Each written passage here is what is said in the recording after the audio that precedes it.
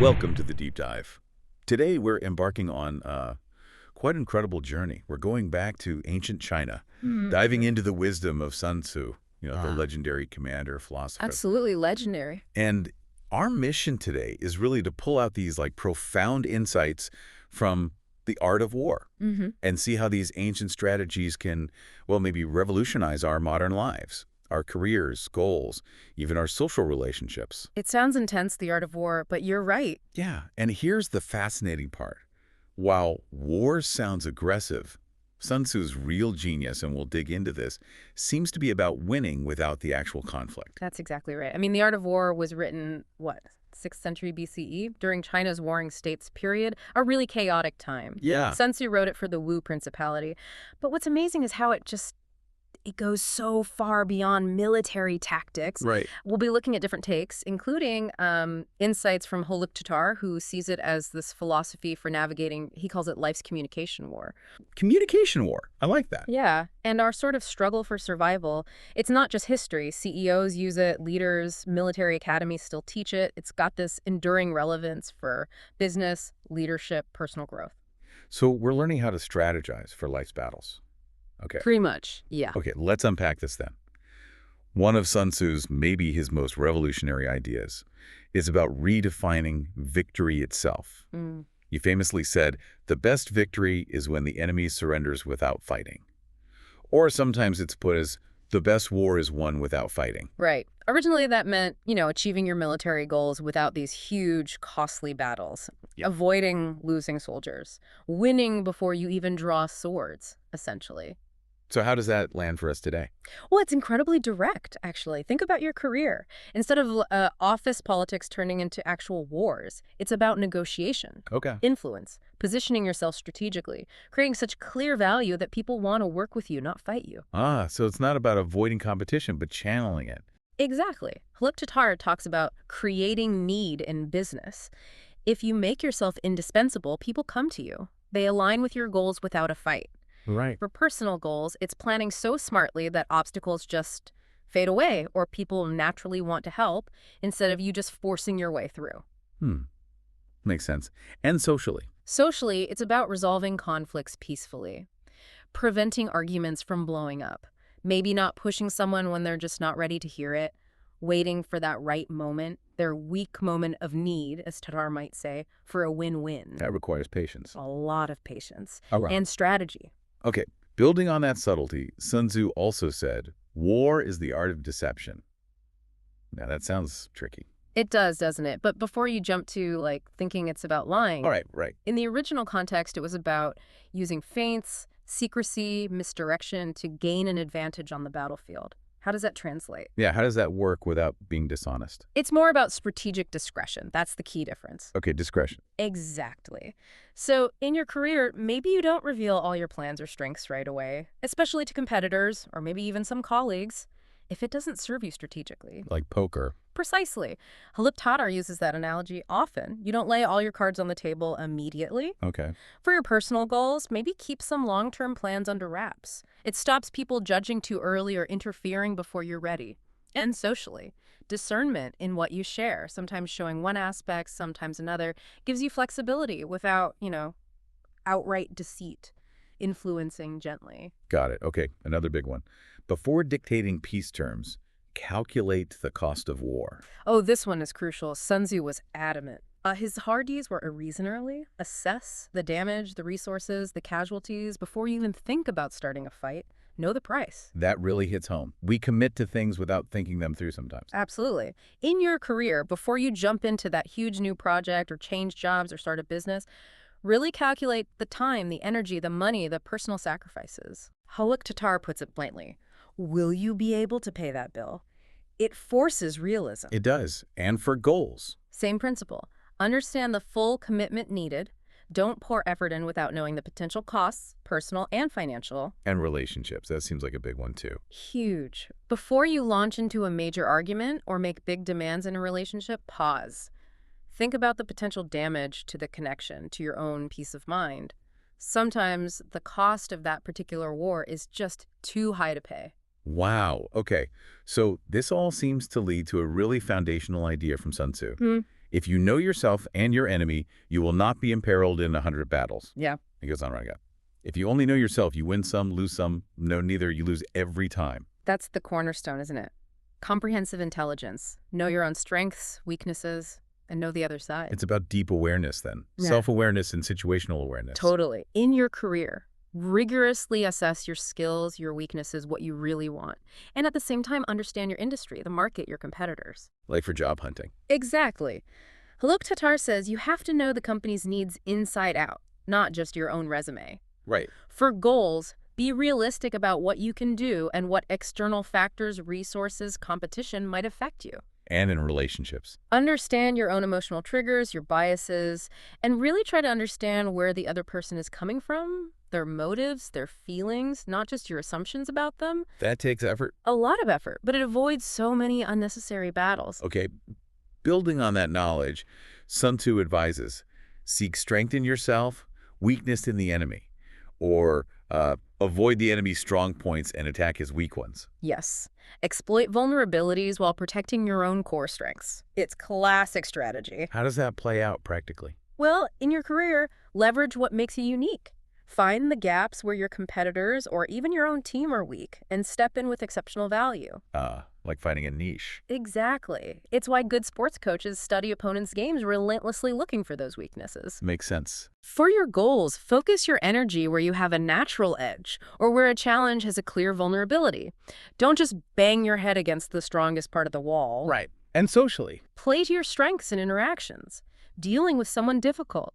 Maybe identify their insecurities or rigid views and approach from an angle they aren't defending so fiercely. Subtle. But there's a warning here, too, isn't there? About overconfidence. Oh, absolutely. He who despises the enemy and neglects planning becomes their captive, or one who underestimates his enemies will inevitably be captured. So don't get cocky. Basically, yes. Overconfidence and lack of preparation. Recipe for disaster. How did that show up for us? In your career. Never underestimate the new person, the rising star, the market shift. Just because you've been doing something longest doesn't mean someone else isn't about to overtake you while you're not looking. Ouch. True? Haluk Tatar tells a story about someone comfortable in their job, not developing, then bam, a colleague gets the promotion they assumed was theirs. Yeah, I can picture that. For your goals, don't assume it'll be easy just because you succeeded before. Keep planning, keep adapting, stay sharp. And socially. Don't dismiss people's opinions or abilities, even if they seem less experienced. Underestimation is a huge blind spot. Okay. Another piece of advice feels very practical. Your plans should be simple, your orders short and sharp. And related, design the difficult while it is still easy. Do the big while it is still small. Yes, clarity and tackling things early. Avoid these massive, rigid 5-year plans that fall apart at the first hurdle. Be agile. Especially now, things change so fast. Exactly. Have alternatives. Haluk Tatar uses the example of planning for something like a visa application. Don't just have plan A, have B and C ready because things get complicated. Right. Break big projects into simple, actionable steps. Make it manageable. And doing the big while it's small part.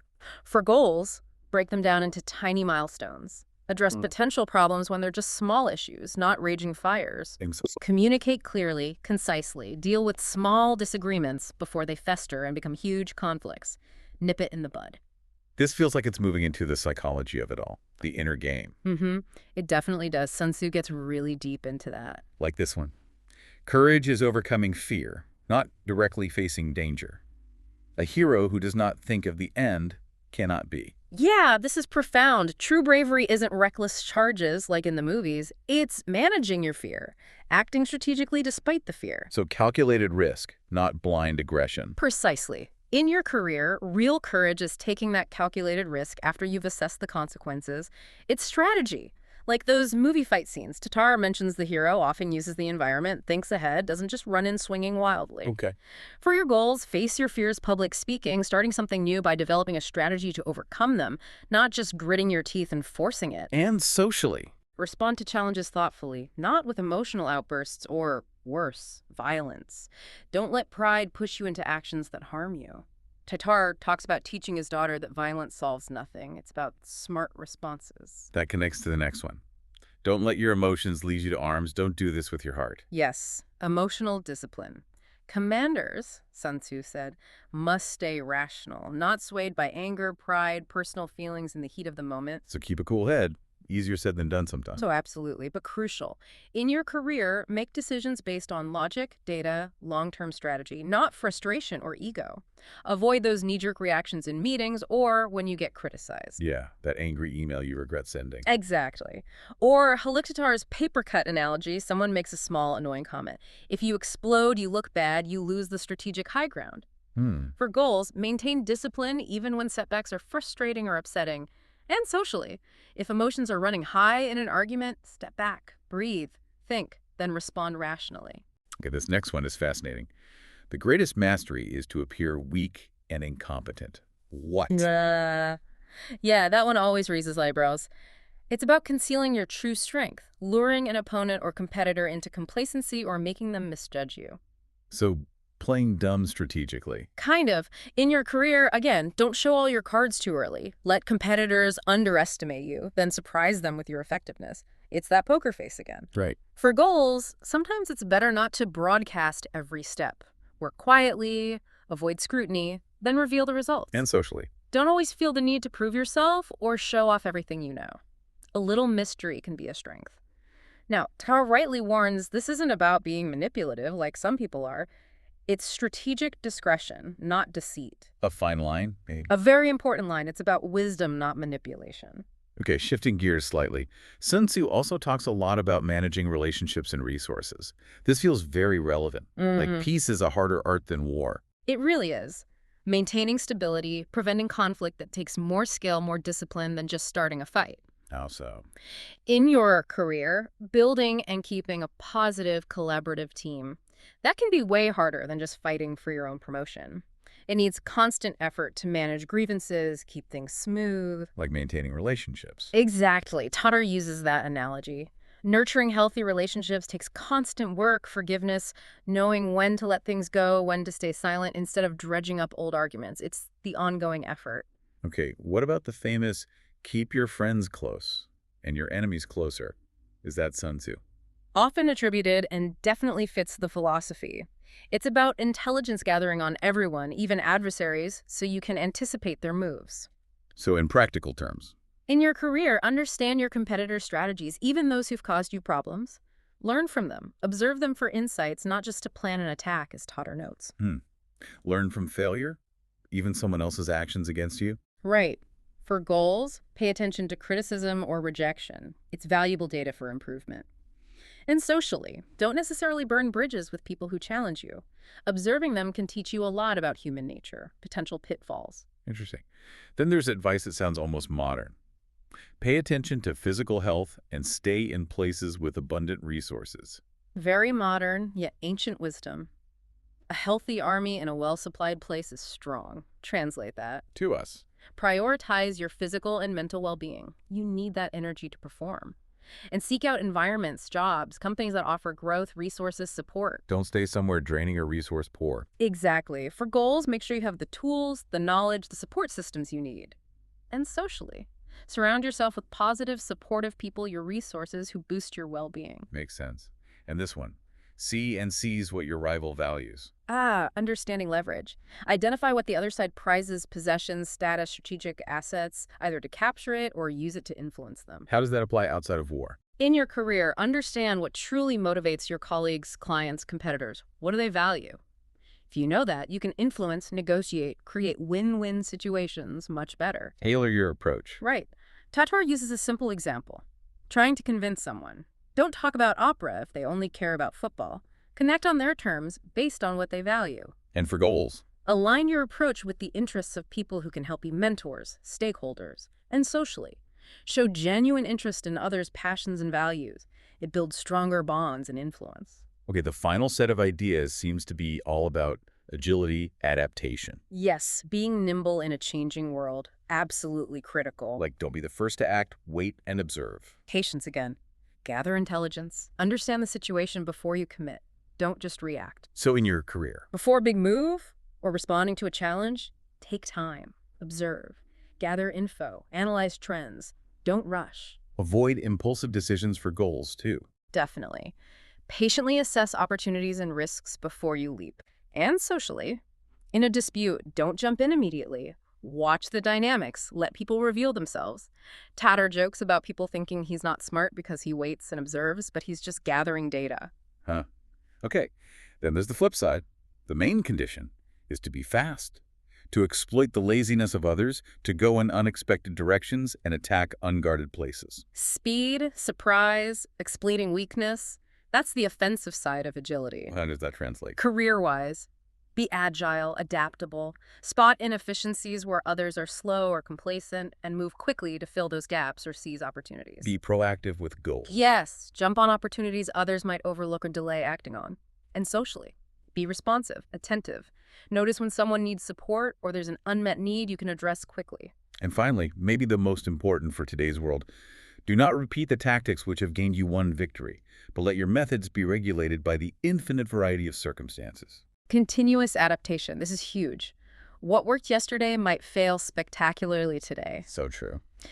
In your career, don't cling to old methods just because they worked once. Markets, tech, teams, they all change. You must adapt. Continuous learning is non-negotiable. And for goals? Don't assume one strategy fits all. Evaluate each new challenge freshly. Adapt your plan. And relationships? They evolve too. What resolved a conflict 5 years ago might not work now. Be flexible. Adapt your approach. Keep learning about the other person and yourself. Wow. So wrapping this all up, what's the big takeaway? Sun Tzu's ancient wisdom. It feels incredibly relevant. It really does, doesn't it? I think the core theme is about winning smarter, not harder. Right. Through self-awareness, strategic planning, emotional intelligence, and just relentless adaptation. It teaches that real strength comes from understanding, insight, not just brute force. It's a different way of thinking about challenges. It is. Sun Tzu teaches us that every interaction, every goal, every career move, it can all be approached with this kind of strategic wisdom. The real battle often isn't out there. It's internal. Often, yeah. It's within us in how we perceive things, how we react.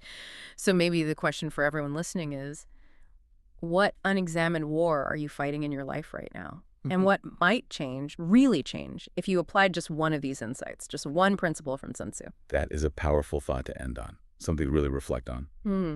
Well, thank you for joining us on this deep dive into the strategic mind of Sun Tzu. We hope you'll keep exploring these timeless ideas. See you next time on The Deep Dive.